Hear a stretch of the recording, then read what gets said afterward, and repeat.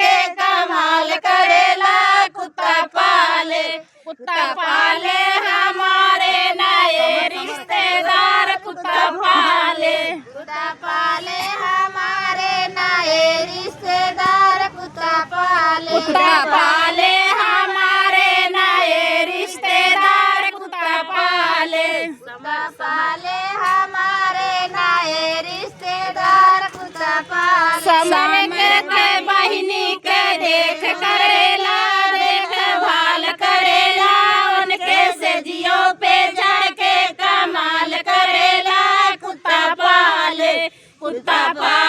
हमारे नए रिश्तेदार कुत्ता पाले हमारे नए रिश्तेदार कुत्ता पाले हमारे नए रिश्तेदार कुत्ता पाले नए रिश्तेदार कुत्ता पाले गोविंदा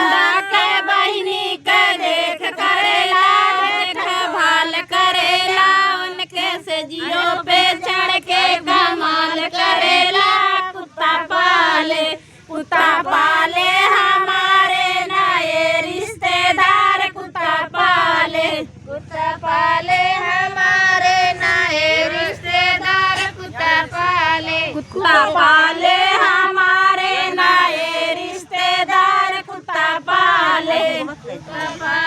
हमारे नए रिश्तेदार कुत्ता पाले अगुआ के बहिनी के देख करेला देखभाल करेला उनके से जियो पे चढ़ के कमाल करेला कुत्ता पाले हमारे नए रिश्तेदार कुत्ता पाले हमारे नए रिश्तेदार कुत्ता पाले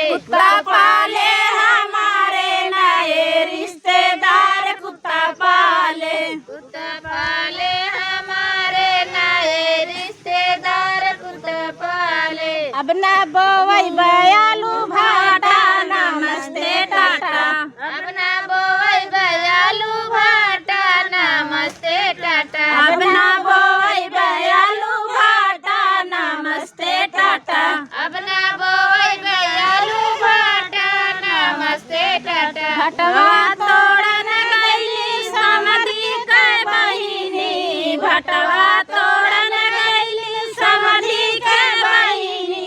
ओनहु के धसी गई काटा नमस्ते टाटा ओनहु के धसी गई काटा नमस्ते टाटा ओनहु के धसी गई काटा नमस्ते टाटा ओनहु के धसी गई काटा नमस्ते टाटा कटवा निकल गइल हमरे जे पापा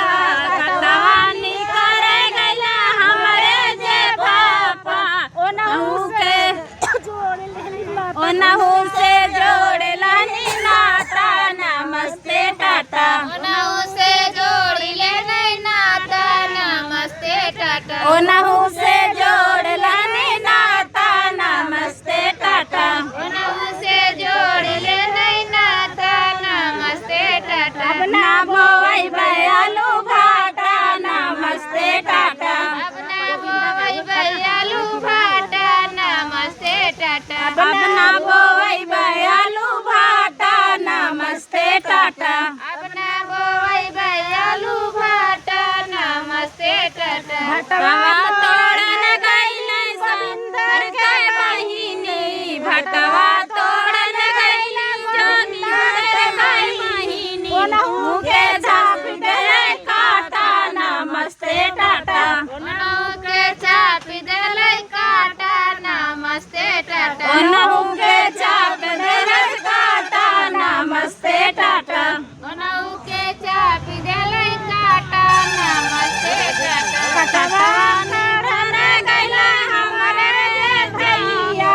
कटवा निकल गइल हमरे जे भैया ओनहु से जोड़ लेहिन नाता नमस्ते टाटा ओनहु से जोड़ ले नहीं नाता नमस्ते टाटा ओनहु से जोड़ लेनी नाता नमस्ते टाटा